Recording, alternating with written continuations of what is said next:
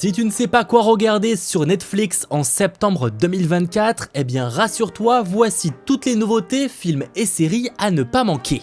On débute donc ce 1er septembre avec l'ajout de la 6ème saison de Young Sheldon, vous savez, ce spin-off à l'univers de The Big Bang Theory. On a également l'ajout du thriller Sans identité avec Liam Neeson ou encore Diane Kruger. Promis, pas d'appel téléphonique ou d'enfants à sauver. On a également l'ajout du film de science-fiction The Darkest Minds. Et le 3 septembre arrive la 3ème saison de Last One Standing. Et le documentaire L'envers du sport Hope Solo, gardienne indomptable. Concernant le 4 septembre, on expédie un peu ce début de mois avec les comédies Sous les jupes des filles, Si j'étais un homme, mais également l'intégralité de l'excellente série que vous connaissez forcément au moins les premières saisons Prison Break. Je sais que certains, rien qu'en entendant cette musique, vous avez super hâte de la revoir. D'ailleurs, si certains pensent refaire toutes les saisons, n'hésitez pas à le dire en commentaire. Du côté des ajouts, comptez également sur la seconde saison de Outlast au bout de nous-mêmes. Et le 5 septembre arrive le documentaire Apollo 13 Mission Survie, le documentaire Toile mortelle, les victimes de Zona Diva, le film d'action Ultimate Game avec Gerard Butler, et en termes de réelles nouveautés, on a un couple parfait, une toute nouvelle mini-série avec entre autres Nicole Kidman, et c'est sur un personnage qui s'apprête à intégrer l'une des familles les plus riches du Nantucket, jusqu'à qu'un décès brutal compromette la noce et fasse de chacun un suspect. À voir ce que ça va donner, il s'agira peut-être de la bonne surprise du mois de septembre.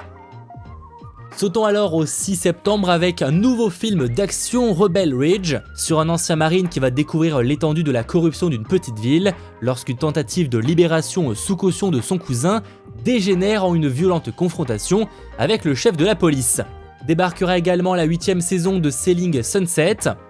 Et le 9 septembre, pour ceux qui souhaiteraient se refaire ou peut-être découvrir l'intégralité de la saga Fast and Furious avec entre autres Vin Diesel, eh bien sachez que les 9 films seront ajoutés dès le 9 septembre avec un nouvel opus chaque jour.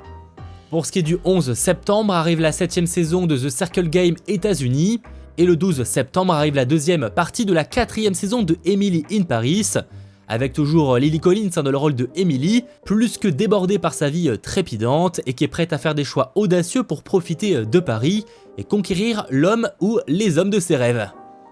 Dans un registre totalement différent seront ajoutés le documentaire Angel Di Maria à l'assaut du mur, et également Into the Fire, la fille perdue, documentaire sur une mère qui découvre que la fille qu'elle a fait adopter il y a de nombreuses années a disparu, provoquant ainsi chez elle un besoin à tout prix de la retrouver.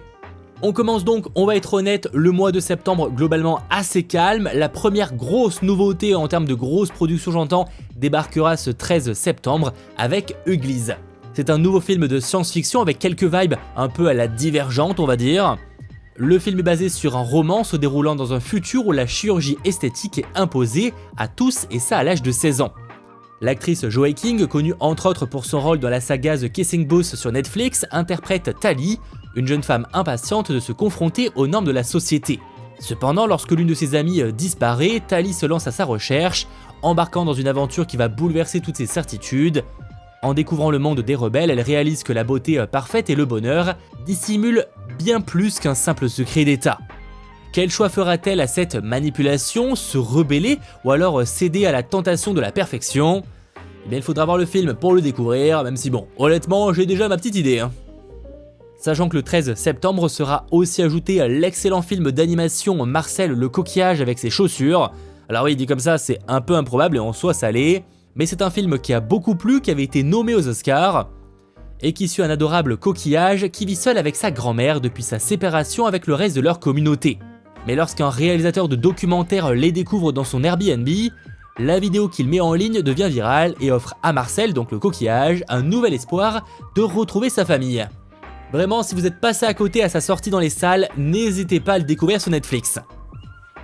Et que je ne peux qu'également vous recommander, le 15 septembre arrive Dune partie 1 de Denis Villeneuve, avec juste un casting de fou, Zendaya, Timothée Chalamet, Jason Momoa, Dave Bautista pour ne citer vraiment que. Célèbre licence de science-fiction qui aura donné suite à une partie 2 sortie dernièrement au cinéma, et qui aura visiblement le droit à un 3e film prochainement. Sachant que le 15 septembre arrive la comédie Pourri gâté avec Gérard Jugnot, Camilou ou encore Artus.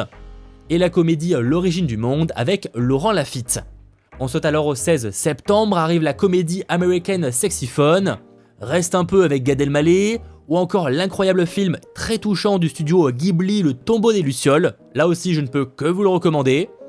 Et le 18 septembre, comptez sur l'ajout du documentaire What's Next, le futur selon Bill Gates, le créateur de Microsoft. Même si évidemment parmi les grosses nouveautés du mois, ça se passe le 19 septembre avec notamment la série d'animation Twilight of the Gods. Créé par le célèbre Zack Snyder, connu dernièrement pour Rebel Moon sur Netflix, mais aussi le film 300, Man of Steel, etc. Ça prend place dans un univers inspiré de la mythologie nordique, avec Leif, un roi mortel qui est sauvé sur le champ de bataille par Sigrid, une redoutable guerrière dont il tombe amoureux. Après leur mariage, le couple échappe de justesse à la colère de Thor qui les envoie accomplir une mission de vengeance. Leur périple les entraîne alors dans un voyage infernal à travers des terres fantastiques, des champs de bataille sanglants et des guerres épiques contre des dieux et des démons. Pour les fans du réalisateur, rassurez-vous, à première vue, on va vraiment retrouver l'essence qui fait justement la particularité de Zack Snyder. Sachant que du côté de l'animation, ça c'est un peu plus improbable, c'est le studio français Xylam qui a donné vie à cet univers, et ils sont notamment connus pour Oggy et les cafards. Franchement, une série créée par Zack Snyder avec un studio français qui s'est notamment occupé de Oggy et les cafards, et tout ça sur la mythologie nordique, rien que pour le côté un peu improbable de l'équipe, ça mérite le détour. Après, dans les autres grosses sorties, vous vous souvenez peut-être de la série Dahmer qui a juste cartonné sur Netflix. Et bien la entre guillemets saison 2 débarque ce 19 septembre. Alors c'est pas réellement une suite à la série Dahmer en soi, mais plus une nouvelle saison à cette série d'anthologie nommée Monstre. Cette fois, l'histoire va s'axer sur Lyle et Eric Menendez, deux frères qui ont choqué les États-Unis en 1989 en tuant brutalement leurs parents. Fan du genre, c'est clairement le programme à ne pas manquer ce mois-ci. Et dans un autre registre sortira The Queen of Villains, nouvelle série japonaise dans les années 80, avec une jeune fille au grand cœur qui se transforme en impitoyable lutteuse professionnelle, au combat incontrôlé, se mettant à dos toute une nation. Autre très grosse sortie, le 20 septembre, on a Ces trois filles, nouveau film qui promet d'être à la fois poignant et empreint d'humour, et qui va explorer les complexités d'une relation familiale. En gros, ça parle de trois sœurs qui vont être contraintes de se réunir dans un appartement à New York pour prendre soin de leur père malade, tout en tentant de recoller les morceaux de leurs liens fracturés. On a donc Katie jouée par Carrie Coon en mère stricte de Brooklyn. On a Christina interprétée par Elizabeth Olsen, qui elle est plutôt une anticonformiste, qui ne suit pas les conventions habituelles et se retrouve pour la première fois séparée de son enfant. Et on a ensuite Rachel incarnée par Natasha Lyonne, qui est adepte de fumette et des paris sportifs. Autant dire qu'on part sur un trio explosif, qui va devoir là se réunir et cohabiter. Du côté des ajouts, le 21 septembre arrive Asteroid City, réalisé par Wes Anderson avec un énorme casting et sur une minuscule ville des États-Unis. Le 25, on a la comédie Le Dindon, et le 26, on aura le droit à une toute nouvelle série romantique intitulée Nobody Wants This. Cette série en 10 épisodes racontera l'histoire d'amour improbable entre un rabbin et un non-croyant, une relation qui mettra leur croyance à l'épreuve tout en offrant à la fois du divertissement et des sujets de réflexion. En tout cas, c'est vendu comme ça. A noter que les rôles principaux reviennent à Kristen Bell qui fait son retour sur Netflix après La femme qui habitait en face de la fille à la fenêtre, est connue également pour le rôle de Véronique Mars, et on a Adam Brody connu notamment pour The aussi. Plus en vrac, citons l'ajout de la seconde saison de Nous volons tous être sauvés, ou encore du film turc Un vrai gentleman, sur un charmant escort boy qui va tomber amoureux et voit son univers complètement chamboulé, l'obligeant à se demander ce qui est vraiment important pour lui. Le 27 septembre, on a le nouveau drame Race Ball sur une équipe de lycéens basketteurs d'origine indienne qui doivent se serrer les coudes après avoir perdu leur joueur phare s'ils veulent toujours remporter le championnat de l'État. On a le documentaire Will et Harper, ou encore la saison 2 de la série coréenne La créature de Kyongsang sur l'une des périodes les plus sombres de l'histoire coréenne, avec un homme et une femme qui vont lutter pour leur survie face à une créature née de la cupidité humaine. Et notez également pour réellement terminer qu'en septembre, Netflix en France fêtera ses 10 ans. Si je vous en parle, c'est que la plateforme promet quelques petits changements sur le site début septembre.